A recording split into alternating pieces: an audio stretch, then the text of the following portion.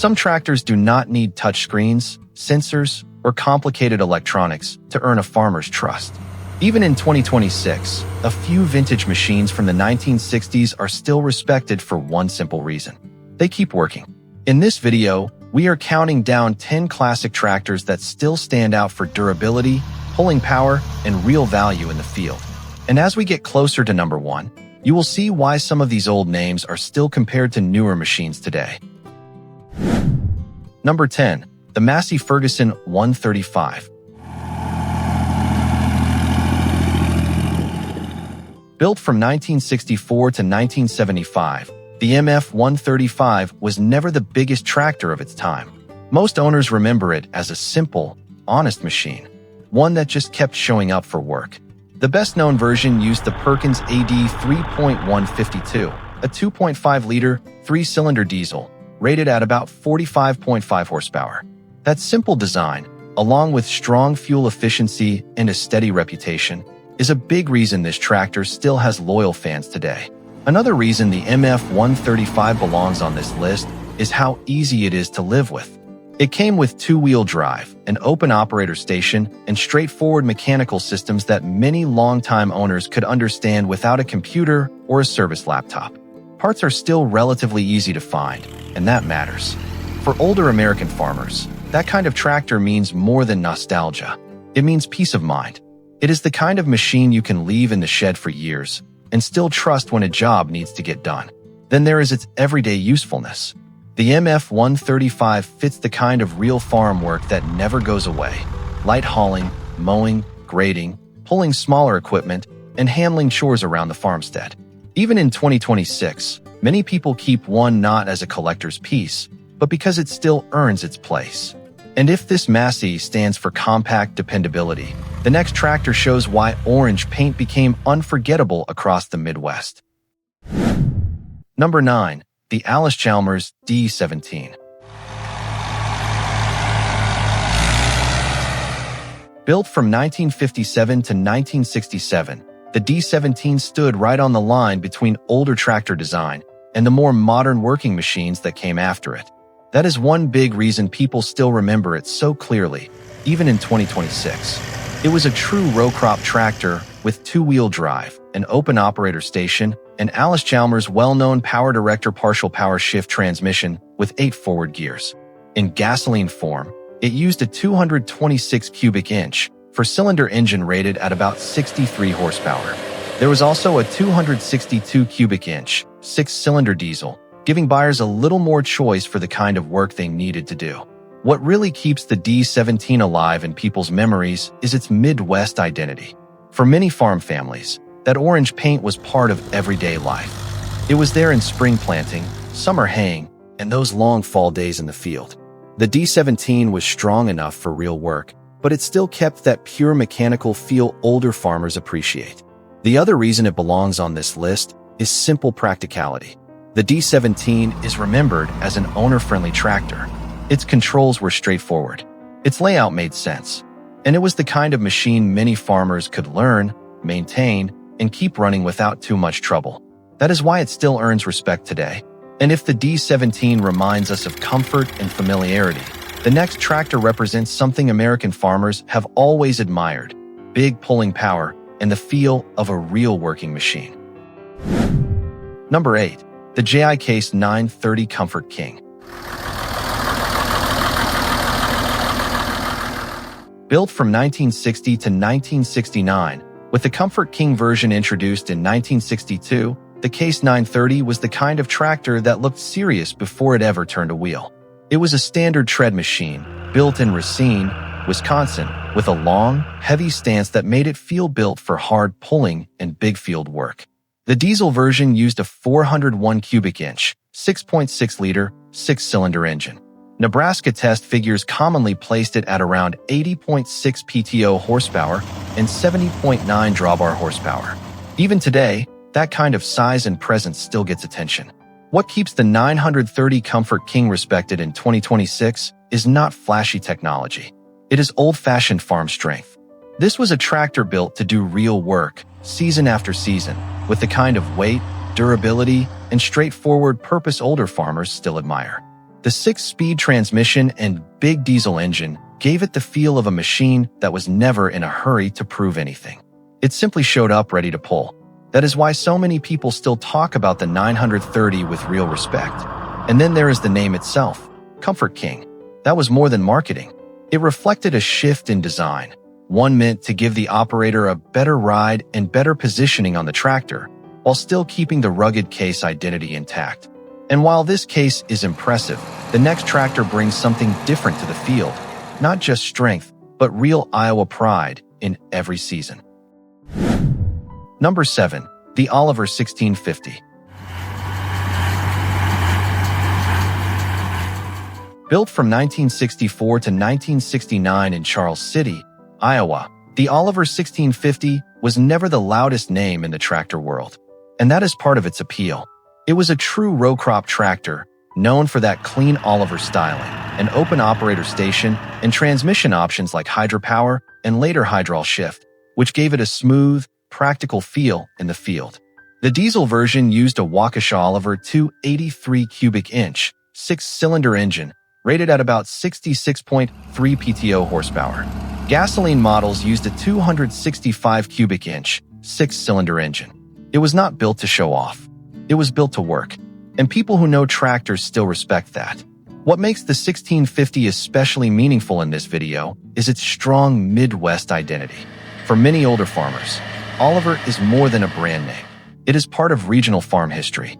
Knowing this tractor came out of Iowa gives it a different kind of weight, especially for viewers who remember when local loyalty and brand loyalty often went hand in hand. The 1650 built a steady reputation because it felt balanced, dependable, and honest in the way it handled everyday farm work. And that may be the best reason it still belongs on this list in 2026. The Oliver 1650 is the kind of tractor that earned long-term loyalty. But if the Oliver represents a kind of quiet refinement, the next tractor is a much more familiar name to anyone who needed a true mid-sized machine that knew how to work. Number 6. The Farmall 656. Built from 1965 to 1973, the Farmall 656 hit a sweet spot that still makes sense, even in 2026. It was not too small for serious work, and it was not so large that it felt excessive on a family farm. That balance made it useful for all kinds of jobs: hay work, planting, loader chores, and general field duty. The Farmall version was a true row crop tractor with 2-wheel drive, power steering, an open operator station, and several transmission options. Buyers could choose a 5-speed gear drive, a 10-speed with a 2-speed power shift, or even a hydrostatic transmission. Engine options included an International Harvester 4.3-liter, 6-cylinder gasoline engine, or a 4.6-liter, 6-cylinder diesel. Output was commonly listed at around 61.5 to 63.8 PTO horsepower. That is a big reason the 656 still matters. Older viewers do not hear the name Farmall and think only about horsepower. They think about a time when the tractor was the center of the farm, and when a dependable mid-sized machine could do a little bit of everything. The 656 carried that Farmall spirit forward, but it did so with a more modern, more practical feel than many earlier models. It had enough muscle for real work, but it still felt familiar, manageable, and easy to live with. And in many ways, that balance is exactly why it still deserves a place on this list. But the next machine is not just balanced. For many farmers, it was one of the first tractors that truly felt like real power had arrived. Number 5. The Allis-Chalmers 190 XT. Built from 1964 to 1971, the 190 XT was the kind of tractor that made people feel what real power meant in the mid-1960s. It was a row crop machine, with an open operator station, bold orange styling, and the kind of stance that told you it was built for serious work. Diesel versions used an Allis-Chalmers 301 cubic inch for 0.9-liter, 6-cylinder engine. Nebraska testing rated it at about 93.64 PTO horsepower and 79.12 drawbar horsepower. For many farmers, that was the moment horsepower stopped feeling like a luxury and started feeling like the new standard. What makes the 190 XT still stand out in 2026 is is its reputation for performance. Not every vintage tractor holds onto that kind of name over time, but this one does. It used Allis-Chalmers Power Director 2-speed power shift transmission, giving it 8 forward gears and 2 reverse gears. That helped it feel quick, capable, and confident in the field. It was one of those tractors that reminded people Allis-Chalmers could compete in the high-performance class, not just in everyday farm work. That is why the 190 XT is still talked about with real respect. The 190 XT is the kind of tractor people still debate. Some love it for its pulling power and aggressive feel. Others prefer a different orange model. It leaves an impression. And if this Allis makes people think about raw strength, the next tractor reminds us of something even more lasting than horsepower: honesty and trust in everyday work. Number 4. The Ford 5000. Built from 1965 to 1976, the Ford 5000 became one of those tractors people respected for a very simple reason: it worked. It was a 2-wheel drive utility and row crop design, with an open operator station, a practical layout, and the kind of size that fit real farm jobs without feeling too small or too complicated. The diesel version used a Ford 4.2-liter four-cylinder engine, rated at around 69 horsepower.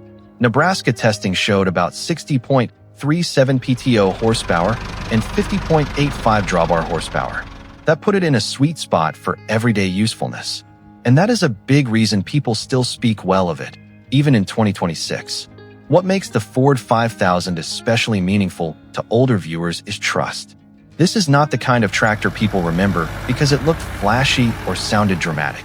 They remember it because it was dependable. It had enough power for hay work, loader work, mowing, hauling, and many of the steady jobs that keep a farm moving. Its 8-speed transmission became part of that reputation, helping the tractor feel straightforward and useful rather than fussy. For a lot of farmers, the Ford 5000 was the kind of machine you counted on. And that kind of reputation lasts a long time. That is really why it still belongs on this list. Even in 2026, it is not just something to admire at a show. It is still the kind of tractor people keep because it remains genuinely useful around the farm. But from this point on, we move into names that are not only trusted, but nearly legendary in the memory of American farmers. Number 3. The Farmall 806. Built from 1963 to 1967, the Farmall 806 was one of the clearest signs that American row crop tractors were entering a new era of serious power. It was a true 2-wheel drive row crop machine, with that tall, confident Farmall stance, an open operator station, power steering, and the kind of presence red tractor fans still admire, even in 2026. Buyers could choose the International Harvester C 301 gasoline engine, a 301 cubic inch, 6-cylinder, or the D 361 diesel. The model at 110 gross horsepower, while Nebraska tests showed about 94.93 PTO horsepower and 84.77 drawbar horsepower in diesel form. That was not just impressive for its day. It was the kind of power that made people see Farmall in a different way. What makes the 806 special is that its reputation did not fade when the decade ended. Some tractors are remembered because they were popular once. The 806 is remembered because it proved itself over time. Its mechanical layout was straightforward, its strength was real, and its field performance gave it lasting credibility. For many owners, it was the kind of machine that could handle big jobs without feeling fragile or overcomplicated. That is why, even now, the Farmall 806 is still spoken of as a benchmark for toughness and honest working ability. For many families, it is part of childhood memories, long field days, and the sound of a farm at work. And even though the Farmall 806 is unforgettable, the final 2 tractors on this list still go even farther. Not only in history, but in the way people still talk about them in 2026. Number 2. The John Deere 3020. Built from 1964 to 1972, the John Deere 3020 earned its place as one of the most balanced tractors ever made. It was part of Deere's New Generation series, built in Waterloo, Iowa, and it gave farmers something that is still hard to replace. Even in 2026, the the right mix of size, strength, comfort, and everyday usefulness. The diesel version used a 270 cubic inch, 4.4 liter, four-cylinder John Deere engine. Gasoline and LP versions used a 227 cubic inch, 3.7 liter, four-cylinder engine. The 3020 had around 71 engine horsepower, and that was enough to make it truly versatile without making it feel oversized. What makes the 3020 special is not one dramatic feature. It is the way everything came together. It was offered as a row crop tractor with familiar Deere styling, strong hydraulics, and transmission choices like synchro range or power shift. It drove well, it handled well, and it fit a wide range of farm jobs. That balance is exactly why so many people still see it as a landmark machine, not just a successful model. And the 3020 stood right in the middle of that shift. And maybe the strongest proof of all is this: the 3020 is not just remembered. It is still used, still restored, still maintained, and still spoken of with real respect by people who know what a good tractor feels like. But if the John Deere 3020 was the tractor that almost did everything right, the number one machine is the one many American farmers still speak of as a true legend. Number 1. The John Deere 4020. Built from 1964 to 1972 in Waterloo, Iowa, the John Deere 4020 did more than become popular. It became the standard other tractors were judged against. As part of Deere's New Generation series, it was offered in both row crop and standard versions, with familiar transmission choices like synchro range or power shift. The diesel model used John Deere's 404 cubic inch, 6.6 liter, six-cylinder engine.